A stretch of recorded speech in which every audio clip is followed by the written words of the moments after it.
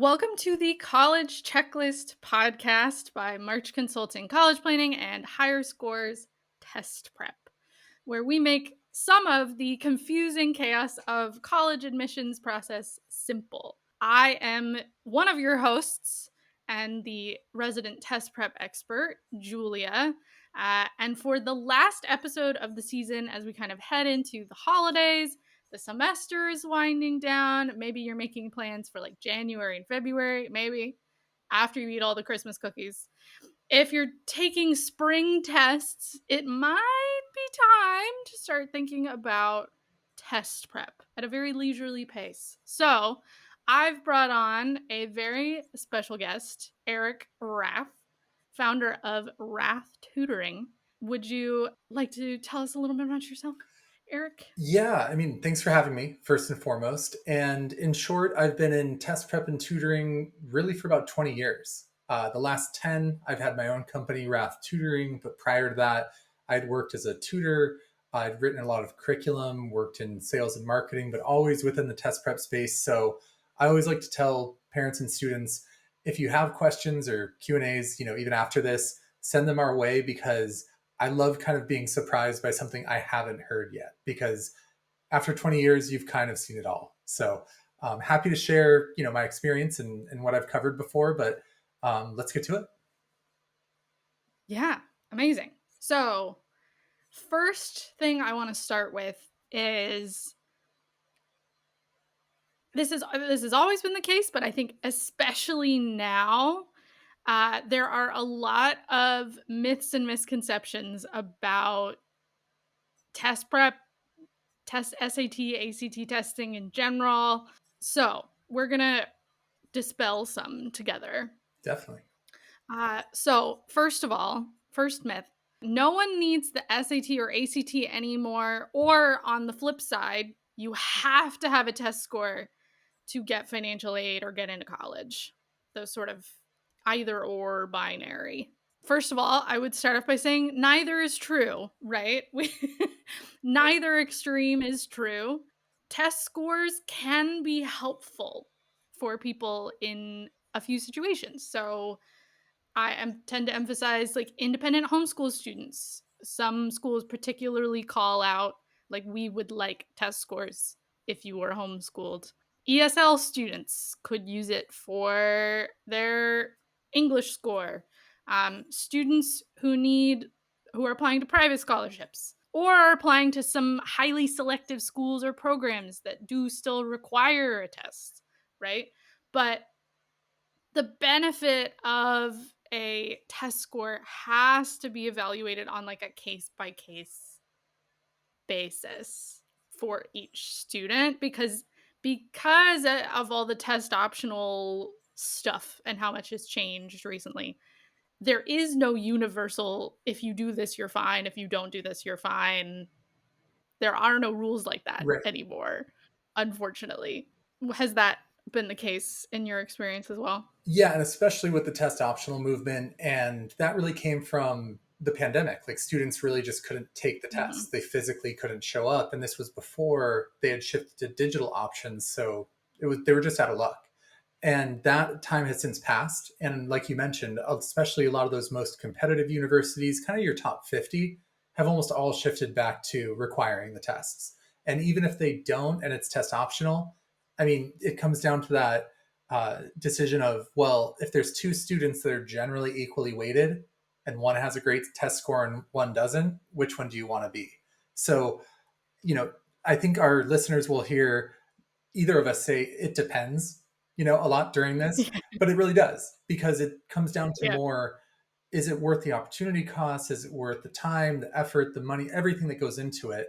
And maybe it is, but it really depends on your own college list, your own goals, how competitive they are. I do like to say though that these tests can't make you. Even if you get a perfect score, that's not going to guarantee anything. There are truly thousands of students each year they're like valedictorians with perfect scores, and they won't get into everywhere, right? So there's no like, Mhm. hey, you got this score, it's going to happen no matter what. But in a way, it kind of can break you if they require it, because if it just falls out of their range, it could negatively affect your admissions. So Mhm. Again, it really depends, but most of these schools are going back to testing, and partially because it just makes it easier for them to sort through applicants and for all of their educational, what do they call it, enrollment management, essentially, like their data people. It just makes them easier for them to sort through things. Mhm. Yeah. And with the They financial aid, though, too, that mm, depends not even just in general, but on a school by school basis. Because some schools absolutely. have Yeah. it where if you get a certain score, you'll just get a full ride. Like University of Alabama is one of the most popular for that. If you get like a perfect SAT, ACT, you just get everything paid for pretty much. But I think it really comes down to the private scholarships where the testing matters because those really didn't shift away from requiring tests or doing test optional stuff during the pandemic. They just kept the same requirements. Mhm. Yeah, I tend to notice with students that they typically don't regret having at least one score in one test, but I have seen more students regret not having having one earlier Hmm. because, they realize at the last minute, like, "Oh, a college on my college list requires it or recommends it, or I need it for a particular scholarship through that school, and now it's September, and I need a test score now, and now they're coming to me." Yeah, that's kind of And worst case scenario, truly. yeah. I like to compare test prep in general to like working out. There's got to be Mm, consistency. You've got to have a set goal. You have to have a set timeline. And if you don't, it's almost like trying to get in shape for your wedding in like 2 weeks. Like, sure, yeah, you can try something, but like, let's be real, it's not yeah, going to be the goal that you wanted. So the yeah, earlier, the better. Except there is a point where it could be too early. I mean, if you're a freshman right now, you really don't need to worry about it. Even for the most advanced absolutely students, usually the end of sophomore year, maybe take a practice test. But leading in the summer leading into junior year, anytime during junior year is fantastic. And I try to suggest that students get it done before the summer leading into their senior year, only because that reserves a couple of test dates just in case, like an emergency. And not. also, Mhm, you're going to be working on your essays and your applications. And to throw one more thing onto mhm, that, it's just that much more work. So, sometime yeah, between mid sophomore year and the end of junior year is ideal because then it's just off your back. mhm, yeah. Yeah. So here's myth number 2. The purpose of the SAT and ACT are to measure how much you've learned in school. So you need to finish algebra 2 and like an AP English or something before you start test prep. You need to know everything on the test Right. before you start taking it. I mean, that you're going to hear that a lot, especially from the tests themselves, right? Because they're trying to validate the fact that they're legitimate tests and they have all this value, and all the students should keep Mhm. buying them, all the colleges should keep requiring them. They are businesses. You can't get away from that, Mhm. right? But the reality is, the actual core content isn't that tough. Like, truly, if I even have like a C level student, they can get a great score. I mean, I'm talking like 95th percentile, getting close to a perfect, because the reading and writing, it's more about, let's say roughly 25 or 30 grammar concepts you have to master, which everyone knows, but you're not as like nitpicky about it as the test calls for usually. And Mhm. there's a critical reading structure you have to get through, and it's designed to mislead you. And so many Yeah. students, like for example, there's this type of answer choice in the reading where it is absolutely true. That answer choice happened. It is true in the text, but it's incorrect because it didn't answer the exact precise question that they were asking. So try explaining to a Mhm. 16, 17-year old, yes, that is a true fact, and you read it broadly correctly, but you missed that Mhm. one little qualifier that shifted it towards something more precise, right? So Mhm. true but incorrect doesn't really exist in regular high school. And so a little bit frustrating there. Yes. Your SAT score is a measure of how good you are at the SAT, and your Absolutely. ACT score is how good a measure of how good you are at the ACT, Correct. because they are honestly, I feel like as test prep tutors, sometimes what we are is more like media literacy courses Yeah. because we're basically teaching you how to read the test and interpret the intentions and structuring. Like, what did the test makers want you to be tested on in this question? And how are they going to structure it Mhm. in order to mislead you? In order to get you to get the wrong answer, because they want you to get the wrong answer, Yeah. because they want their perfect little bell curve. Yep. And that's why they make the math questions harder and harder and harder, because people keep getting perfect scores on the digital. And so they're like, but we don't want you all to get perfect scores. So they have an agenda. They are not like, and their agenda is not like your teacher to legitimately see if you have learned everything from the material that your teacher has taught, right? This is their agenda is a business, right? And Yeah. they want a certain bell curve of results in order to claim that they are a legitimate representative of the students of America or Right. whatever. And that's where, if a student has completed something like calculus or they're an advanced math student, that doesn't necessarily mean that they'll do well on the SAT, because they Yes. have the core content down, but can they use that content and access it around, exactly as you're saying, this strange wording and these weird steps and these gotcha questions? I mean, for example, the last time I took the ACT officially, I missed one on the math, which I can remember every aspect of it because it bugs me so much. But Yeah. this is the only one I missed on that test, and it was an early one, so it was pretty easy. I shouldn't have missed it. But there was one last piece of it where you're basically finding a perimeter. Super easy, right? Whatever. But you had to then change the scale from 1 to 1.5. So it would be like, instead of 10, the answer is 15. And I just didn't apply that step. Does that now mean like I'm now not capable? I'm not smart. I can't Mhm. go to that school? Of course not. Right. But I didn't perform Yeah. to their standard on their terms. And that's kind of always what Mhm. students have to realize. Speaking to your point about how they structure the test to be misleading, on the reading section, they'll design questions to sound factual. Like, they'll use the correct characters, the correct scenes, and what happened. But then what you're actually tested on, and the difference between the answer choice, are these qualifiers like always versus sometimes. Like, do Mhm. we always have a podcast on, test prep, or is it sometimes? And but students are never Mhm. tested on that in regular high school. So they're taking how you're Mhm. normally tested, twisting it, and kind of preying on what students are used to. Mhm. Yeah. Oh, absolutely. I so often am emphasizing for students, like, don't read most of it. Not in the sense of like, don't read it, you should read it, but like, you're kind of zooming out a little bit. You're looking on like a structural level. You're looking for those transition words of like, is there agreement or disagreement? And it often comes down to like two words, like you're Yeah. saying. Yeah.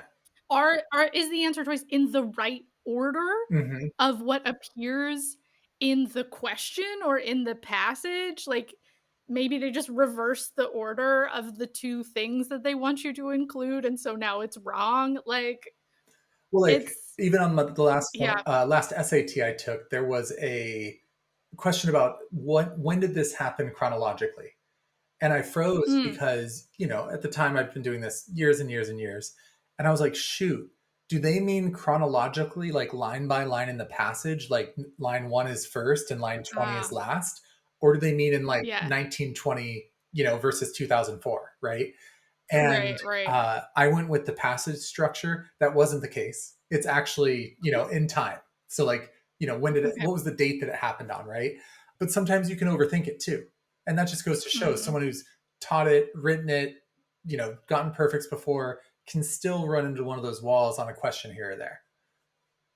Yeah. And one thing Because too they about dispelling the mm, myth of having to know all of this content, the last, especially 5-10 years, as I've had my own company, I really specialize working with like the highest scoring students, or the ones that have kind of mm, plateaued and really want to push for that perfect. So think of, in the high 20s or a 30 ACT going for a perfect 36.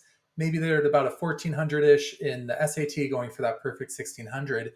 And practically every single time, I don't teach one concept. There is no Yeah. content like math or reading or writing. It's how to apply what they already know. And Mhm. it just goes to show, like, when you can only do so much with content before going into how to take the test, like you mentioned earlier. I have in the past kind of specialized working with students who are using accommodations of some Hmm. kind, and Hmm. they come to me feeling like, they're terrible at this test and they're never going to be able to do it and they're so stupid and so hard on themselves Hmm. and everything.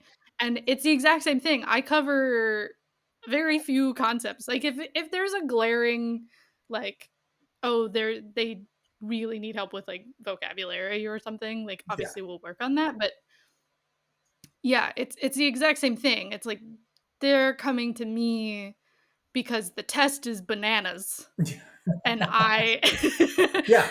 and Yeah. there's nothing wrong with them. The test is what's wrong, and I have to teach them how to use what they have, use how their brain works in order to attack it. And I that's always one of the first things I emphasize. I'm like, "It's not you. Right. You're not crazy. This is weird." Well, and on that same Yeah. point, and by the way, in my professional opinion, I fully agree the test is bananas. Like, just Yes. both of these tests. But with the math, think about how math is normally taught in high school at any level. It's typically a Yeah. brand new concept. So it's being taught very straightforwardly, very clearly, and then you practice that concept over and over. And so if a student's not understanding it, they get stuck and there's no chance. They don't have a way to fall back Mm. because they just don't get the concept itself. So students are Mhm. almost cultivated in this way to, if they hit a wall, they just stop. There's no chance. I might as well move on. But with the SAT or ACT, it's usually just because you're not seeing something. And I always love this distinction of knowing something versus seeing something. Because Mhm. if it's just a case of not seeing it, that's pure test prep. If you don't know it, Mhm. that's going back into the core content and having to sort through what you know or don't know. Mhm. Yeah.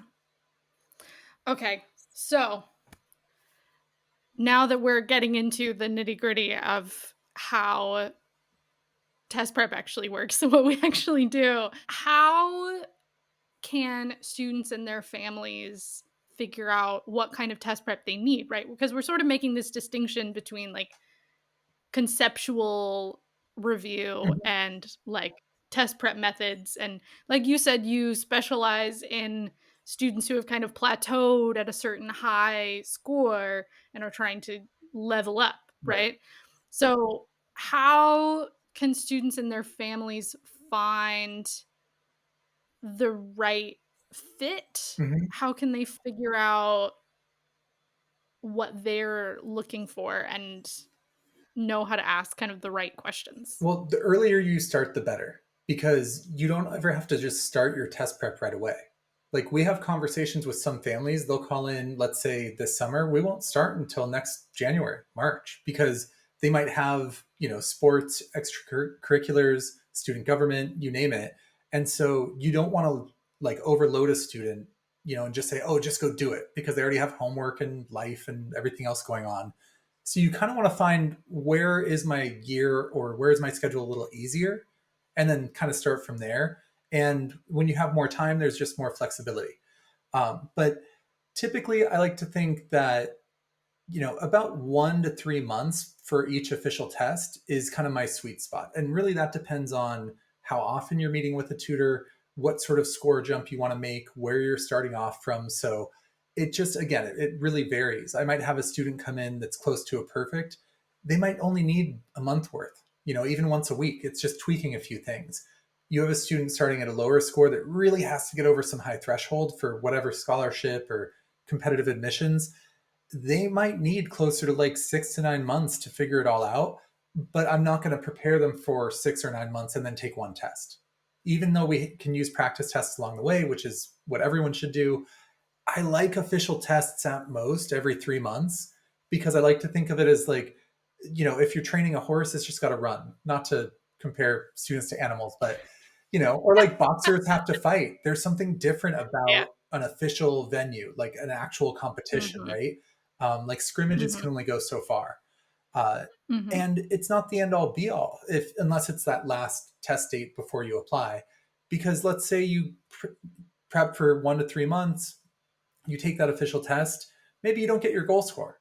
Maybe you get it in a couple of different sections, and you still need to go back and take it again. Great. You're not starting from scratch. It's like riding a bike. Everything you've learned, you're going to retain.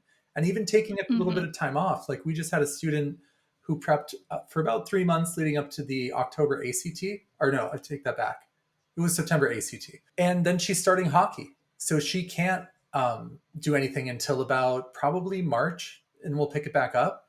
But I don't have any concern about her ability to pick it back up because, again, once you get these strategies and these approaches, it just sticks with you. Analyzing your own personal situation Yeah, first, right? So things you wanna be thinking about are, like, how motivated is your student, right. right? Will they log into a self-paced course every Mhm. Saturday on their own and actually work on the material? Like, do they really want this score? Or is it like something they feel like they have to do? How many areas do you feel like need work, right? Mhm. Is your student like really, really good at school and they're just like cannot make heads or tails of this very bizarre test? Or is there concept review that they need to be doing? Do they really just need help in like one subject? Like their English is Right. perfect and their math is like 50th percentile, you know? There's quite a wide variety of reasons that students can be having a hard time. So a lot of test prep companies will help you analyze that Right. when you get started, but it is helpful to have a general sense of what you're looking for because I feel like every test prep specializes in something a little bit different. Yeah, for like the parents and students listening, if you wanted the most basic breakdown of what to expect, from my perspective, it's 1 to 3 months meeting once or twice a week per test. Mhm, And I always say that mhm, because we could do less or more than once a week or twice a week, but why? Is there an emergency? Is there a timeline? Like we could meet every day for a month if you really wanted, but again, why? It's the same thing as working out. You're probably yeah, just going to burn out or injure yourself. And less than yeah, once a week just really isn't consistent enough. Like physical therapy, you name it, any sort of professional service, something you're building on something. Once a week's about the minimum, but also more than effective. Like you can get away with once a week for 3 months and get a great understanding of the test and where you're at and what you need to work on beyond that. So again, it depends on your starting point, your timeline, and your goal score. And that's why our company doesn't have one set program. It's always dependent mm, on, I mean, there's kind of broad, uh, you know, uh, how should I say it? Like broad indicators, like, about 12 hours of tutoring is pretty solid for anyone to get a good idea of where they're at and what they need. No one really needs more than 50. And what I mean is like one on oh, one. And, I've seen companies pitch families on, oh, you need 150 hours. And it's like, come on, you know? So there's a lot of disingenuous people in the industry, but it's no different than being a lawyer, right? There's some amazing mhm, people that do great work for their clients. There's also those ambulance chasing people that are fleecing everyone they can. So, and yeah, I would take just as much, uh, vetting and skepticism to test prep and hiring or buying any sort of program tutor as you would anything you do for legal stuff. Like for example, even the group courses or like a program, they can be mhm, fantastic. They might be the perfect fit and at a much cheaper rate, and no different than LegalZoom, versus hiring mhm, some white shoe law firm in New York or something. So again, it mhm, kind of depends where you're at. Although I will also say, as a warning to parents, even if you hire a one-on-one tutor, even if you hire those people with crazy high rates, even if you hire someone like me personally, it does not guarantee anything. And I say that because I have so many yeah, parents, like we're based in Newport Beach, California, and oh, it's a wealthy pocket, right? mhm, So many parents, and this is kind of the classic like hard driving parent that achieved all this stuff, built a company, did whatever they did, and they want their kid to mhm, do the same thing, but well, the kid's kind of comfortable and they're not really willing to put in mhm, the work. So that gap of the parent willing to make the payment and the student not willing to put in the work happens all the time. But we keep an eye out for it. We try to nip it in the bud early if it's a thing that'll happen. So yeah, it's not a foregone conclusion whether it's a group course, private tutoring, or a program. It's what you put into it. Yeah. Hmm. Yeah, there isn't necessarily a one-to-one correlation between how much you're paying and how much your score is gonna Yeah. increase. There's a lot of other less tangible factors. To give a general sense of, like, the expected pricing tiers that you Hmm. might expect to find, there are for both tests, there are official practice tests out there and question banks and free practice questions that are all free, right? Yeah. So there's always a place you can start at the very least to get familiar with the test and what you're going to be seeing. Yeah. You can buy one of those giant books from the bookstore for like 20 bucks. Um, those can be very overwhelming, and just because they're a big book doesn't mean there's a lot in them. I do have a quick thing on the books that I want to Yes. mention where, I'm actually going to call out Barron's, and especially on their AP books. In my experience, they design them to be harder so that you either buy more Yeah. books or sign up for other courses or tutoring. So Right. They're like marketing tools. exactly. And I Yeah. really like this idea too of with test prep, you could do it completely for free. Let's just be real. I did actually. And, Yeah. I know a lot of people work with independent educational counselors, like March Consulting, or, different levels of, private help, whether it's tutoring or admissions. I did it all on my own. And granted, that was 20 plus years ago, but it is possible and you can get some great Yeah. results. But what I like to compare it to Mhm. is you're likely not doing that all the time. You're not applying all the time. Like, people on the admission side see it every year. You're not around these tests all the time like tutors are. So think about Mhm. changing the oil in your car. You can do it totally for free on your own. You could even look to a YouTube video. You might actually look and Mhm. try to buy some like quick program that shows you how to do it. Or maybe you just hire someone to handle it. I know personally, Mhm. I don't do it often enough that I am actually going to do it well. And it's totally worth paying that expert to just handle it for me. And so it kind of Mhm. depends where on that spectrum you Yeah. fall as far as is it worth it to invest in this or not? Yeah. Yeah. Totally. That's a great comparison. Because you can do it, but will you, Hmm.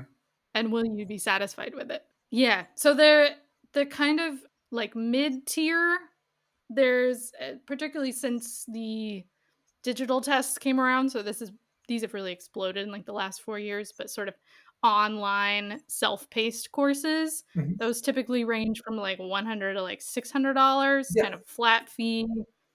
You have access to the course for a certain amount of time and you walk through it on your own. Yeah, I'd say it's rare that those go over 1,000. Unless there's like a little bit of Very rare. tutoring Very, thrown very in. rare, I think yeah. that's the absolute cap for especially anything self-directed. Yeah. Yeah, yeah. Because, you're, not paying for, like, weekly time Mhm. from a teacher, and Yeah. so there's, like, a maximum that they can be worth, Yeah. really. And then you've got, like, online or in-person, like, group courses. Those typically I've seen them as low as, like, 300 and as high as, like, 4,000. There's a real wide range Yeah, for there's because those. also the number of hours in the class, how often it meets, Yes. whether they cover materials or not, the practice tests, and so on. I mean, I think Mhm. those are great to get an initial baseline. Like, if you just want to get Yeah. an initial familiarity with everything, those can be really effective. Mhm. The trouble is that you're just not going to get that personalized help if you run into some specific Yeah. issue. That's all. Yeah. But yeah, I think even with those, I don't really see any group courses because we always do competitor analysis and know what everyone else is charging, whether online or in person. Again, they really don't go over 1,000 or 1,500, and usually that's because they're sprinkling in some private tutoring as well. Yeah.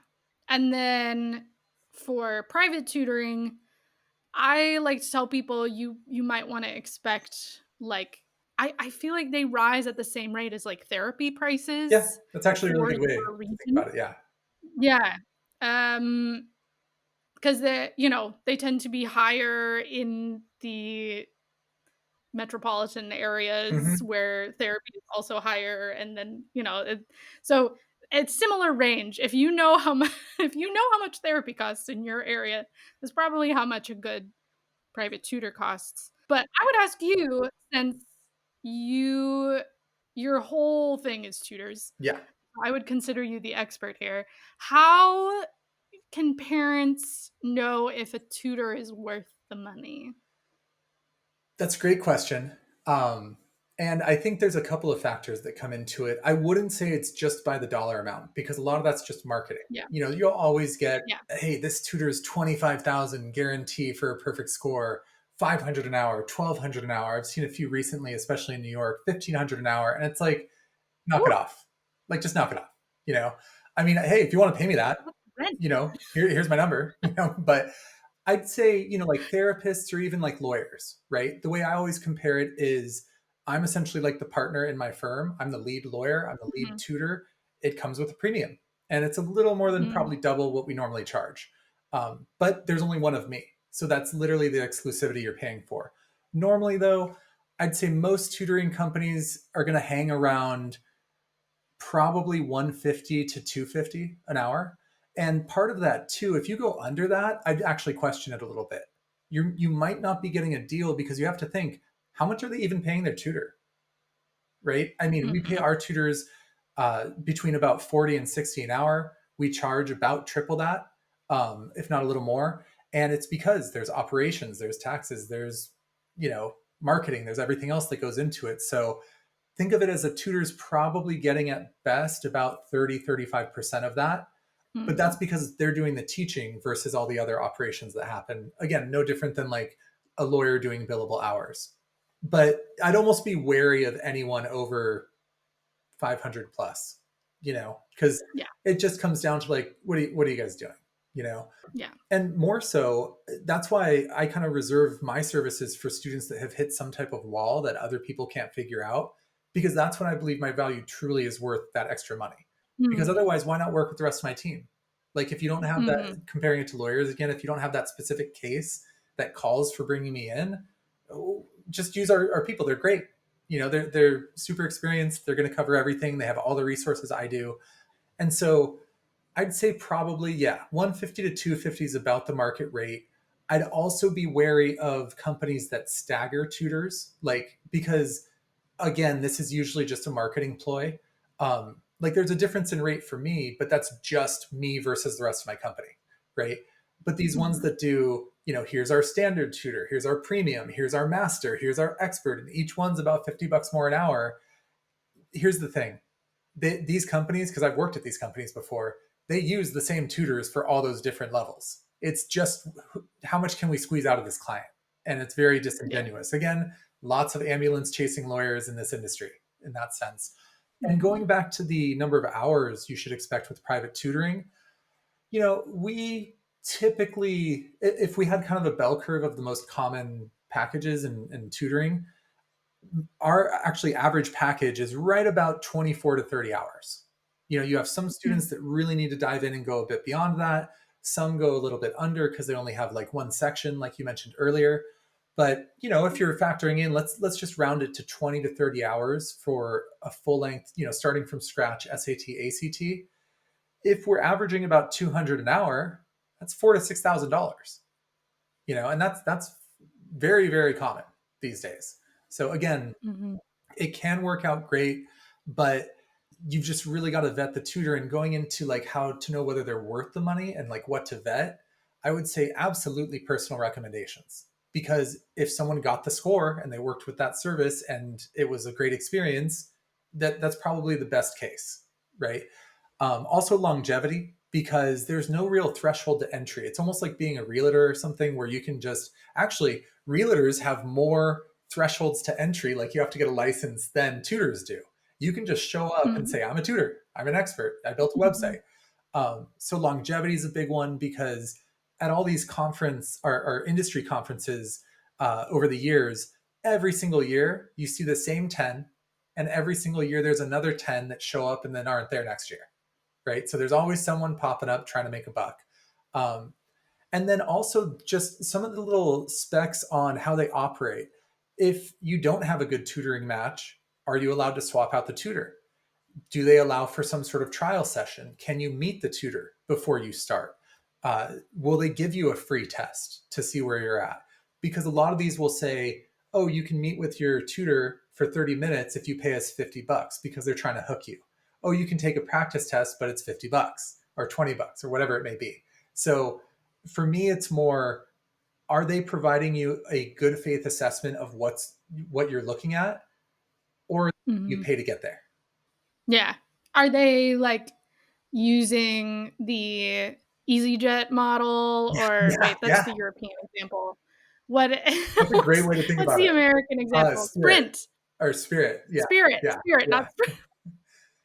Apologies to the cell phone company. Spirit. yeah. Spirit Airlines model, right, where, yes, your seat is very cheap, Mhm. but what are you getting with it, and are they going to charge you for every single Yeah, additional thing that they try to offer you? exactly. You wanna kinda find that sweet spot of, Mhm. like, your budget and, like, actually are they approaching you in good faith to, like, genuinely offer you what they think you need, Right. everything that they think you need in order to succeed. Yeah, and I love that you brought up Spirit Airlines because people will nickel and dime, right? Like you want to ask, Oh, yeah. not just like what's your typical result, what's your typical length of a program, but are there additional fees? Like, do you have to pay for every practice test? Do you have to pay for your workbook or materials? Mhm. Is there a cancellation policy? What's the rescheduling policy? Is there a score increase guarantee? What's the fine print? All of those pieces. So Mhm. you really want to make sure you're diligent. No different than hiring an accountant, a lawyer. These are Yeah. meaningful and tangible services that can have a major impact on your life if done well, or negatively if they're done poorly. Yeah, so then I guess my final question to you is test prep worth it? Like, I think that's a question that a lot of students and parents are feeling right now, is like, okay, maybe they need one score for this one thing, but, Mhm. like, who cares, and, like, why should I pay all this money now to prepare Right. for this test? Is there still value in test prep? Just pitch me on your entire industry, my friend. Yeah. Um, well, to an extent, I mean, ironically, after being around these tests for so long, and the fact that they test more how well you're prepared than how capable you are, I'm somewhat an anti-test person. It's kind of Yeah. silly in a way, but it's almost like, again, being a lawyer, and there's issues with the criminal justice system, but it's bigger than Mm. you, so you're going to help your clients along the Mhm. way. I feel the same way Mhm. within test prep, but again, it depends, and I apologize to the listeners for always referring back to it depends, but for example, if Mhm. you apply to the UC or Cal State system out in California, they are completely test free. I mean, from an SAT, ACT perspective. So there is literally no point if those are the only schools on your list, unless you wanted some outside private scholarships. That's the only thing that'll get affected there. If it's test optional, you have to ask yourself, if it came down to it, am I okay with this not being a factor in my admissions? Right. And Yeah. I hate to say it, but the facts are the facts. These last few years with test optional admissions, students with test scores get in at higher rates, and sometimes like double or triple the rate. Now, there's a little bit of a caveat to that. The only people sending their scores, if it's test optional, are ones doing really well, right? So Yeah. it's not just that like taking the test got them in, it's that they were doing well and then chose to send it. And if it's Yeah. required, then yeah, absolutely, you've got to do it. But I think on the value side, let's say you just opted for like pretty pricey tutoring, and it was something in that like $4,000 to $6,000 range. You're really throwing in some comprehensive tutoring. If you can save on, a private scholarship, 10,000 a year over 4 years, that's a huge return. That's, I Mhm. think, like a 10x return, right? You invested like 4 grand and you made back 40, right? Mhm. So in a way, like it can make absolute financial sense. And Yeah. also, like, how important is the brand of that school? And I say that because there's really Yeah. only about, I think, what was it? It was like 200 schools. Yeah. there's fewer than 200 schools in America or 200 universities that have an admissions rate under 50%. But everyone wants Yeah. to go to those 200, right? Because they're all the marquee kind of Mhm. brand names.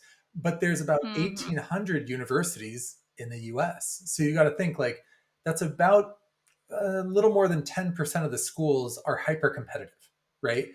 But if that matters to you, if that value is there for you, then great, go for it. It's going to be worth it in the long run.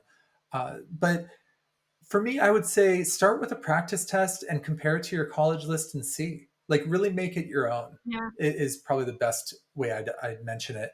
So, is it worth it? Yes, if it's worth it to you, which sounds kind of Right. redundant and silly, Yeah. but it's weighing all the Yeah. factors. Yeah. Absolutely. I think looking like I think it's a mistake to completely dismiss all testing altogether as like useless and not relevant to you. Right. I think it requires a careful evaluation of the schools you want to go to, what is most valuable to you, how much financial aid you're going to need. Like, will the merit aid you get through the school without a test score be enough, or are you going to need additional scholarships? Like, kind of doing all that calculus Yeah. for yourself. And then again, taking a practice test, seeing, oh, actually, I'm quite good at this. Hmm. So I think I'm going to be able to get a decent score. And that's really all I need. And so then we're done, right? Yeah. Versus like, oh, I need a little bit of help in order to get where I want to go. And it is worth it to me to get those extra 50 points or whatever. Yeah. So it's absolutely worth it to spend time with all of those questions. And I do think if there is any improvement on the test that you need, it's really hard to do without any kind of practice, support, paid expertise, because as we've said, right, it's not a matter of memorizing concepts, it's a matter Right. of reading the test. And we are, test prep people are expert readers of the test. We are the interpreters, right? Yeah. And you kind of have to like learn this new language. And so I if love that you need a example. Yeah. significant score improvement, you really need to work with a translator, Yeah. Yeah. You're So developing a new fluency. Absolutely. that's what I would say. Yeah. And that with that too, you have to be ready to do work. It's like working out. It's like Yes. learning a language. It's like any of these things where if you're not honest like with your therapist, you're not going to make progress or at least as much Yeah. as you could. And at this point, I can see what a student answered and look and say, "Oh, you thought this, so you went there and then this happened, huh?" And they're like, "How did you?" And it's like cuz you can see the structure, like you can see the flow chart Yeah. of where they're at because it's designed to Yeah. mislead them. Um, Mhm. so yeah, I mean, is it worth it? Again, if it's worth it to you, and it's again, I would even tie it into, for example, with my company, Rath Tutoring. That's essentially what our whole. I mean, classically, it'd be called a sales team, but we don't even call them that. There are enrollment Mhm. directors because we Mhm. want to make sure that they're the right fit. We want to make sure the parents are invested, that the students invested, that they get to meet the tutor before they start. We have a baseline score in hand because otherwise they're going to sign up, not have a great experience. And again, if you're working in Newport Beach, and look, it's close to my hometown. I've been there a lot of my life, but there's a lot of entitled students there. And they sign up and think, well, why didn't I get the score? Well, you haven't applied yourself, right? So Mhm. until you actually are willing to apply yourself, and make it worth it, it's probably not worth it. Absolutely. Well, that is all we have time for today, but where can people find Rath Tutoring? Where can they find more information about Yeah. what you guys do? Feel free to do a quick Google search. By the way, that's Rath without any W. It's not like the grapes of wrath. It's just Yes. RATH tutoring. We're also at info@rathtutoring.com. And you can call us at 1-866 RATH 101. And we take text messages as well. So whether it's email, phone, text, online, we're around. Reach out. We're here. Incredible. Yeah, for Higher Scores Test Prep if you'd like to contact me with questions. If you have any questions about anything we talked about today, you can email Eric or myself. Would be at hello@higherscorestestprep.com.